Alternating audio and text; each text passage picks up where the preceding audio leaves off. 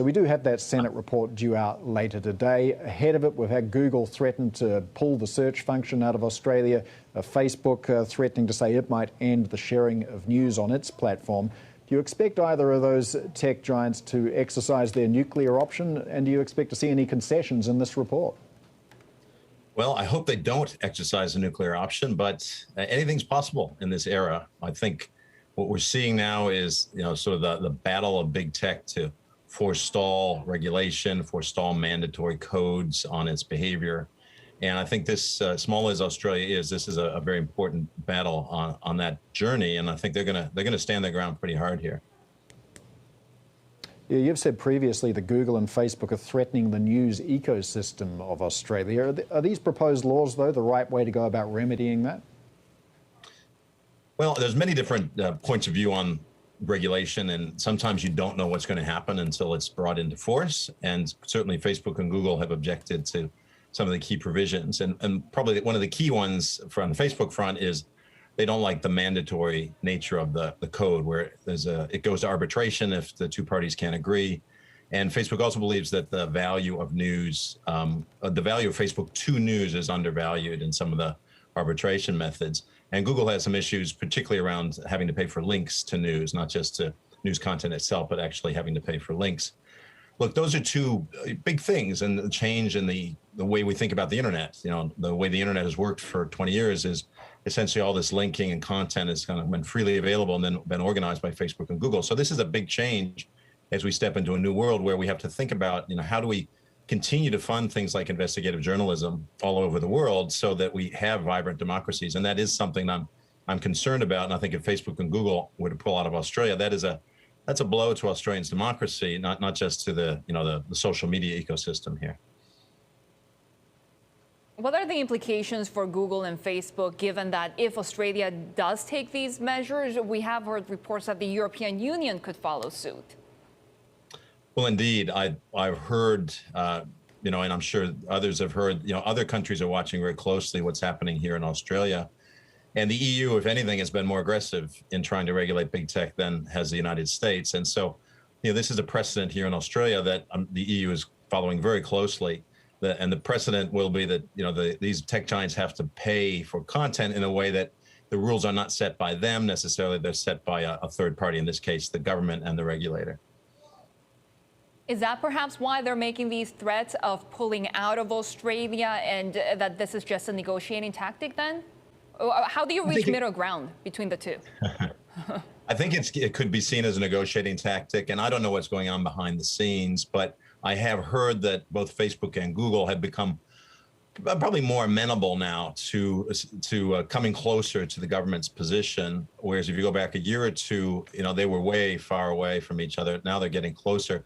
And so I think these threats, in a way, are a negotiating tactic. But I think, on the other hand, the government, in this country, by standing up very toughly to big tech, they've forced the big tech companies to come closer to them as well. I think the outcome, hopefully, will be a negotiated settlement sometime in the near future, where we have some hybrid, something in between. I know Facebook and Google, they both proposed a compromise. Facebook has said we should have some sort of grace period with the system that they propose, and that's probably reasonable, just to see if that system and that works properly, and then regulation can come later if it's necessary. Yeah, was that threat, particularly from Google, to pull out its search function from Australia, really credible? Because, of course, we saw Microsoft very swiftly moving to position itself to fill the void, saying it welcomed these new regulations. Yeah, and kudos to Microsoft for, I think, taking a more socially responsible point of view here. But at the same time, of course, Microsoft's a distant second or third in search, and they want every advantage they can get. Look, if you remove search from a country, and I don't think this ever happened anywhere in the world, just suddenly removed it. If you removed Google, there would be repercussions, right? It's not so simple just to replace it with another tool. People don't have that tool on their phone. People don't use that tool every day. That tool, being good as it is, isn't as good as Google because it simply doesn't have the data and the history and the insights that Google has built over the years.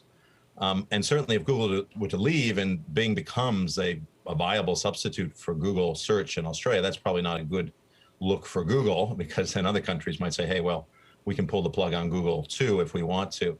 So in a way, I think it might be a hollow threat, but it's good to see Microsoft's ready to step in, and they have no shortage of resources to make it work.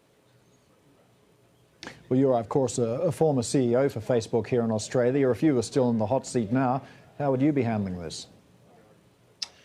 Well, the local country heads for Facebook and Google, important as they are, they don't have a lot of influence here. They're just, they're just the front people for the decisions that are made in California. And if anything, they're trying to keep their heads down, probably because they want to maintain their own reputations here in Australia. And they're both Australians, the people who run those companies.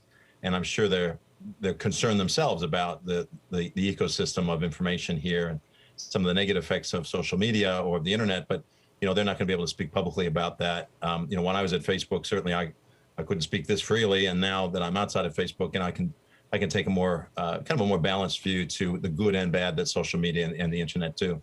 I was going to say, when you were setting up Facebook in Australia and New Zealand, did you foresee that something like this could happen in the regulatory environment? Would you have done anything differently?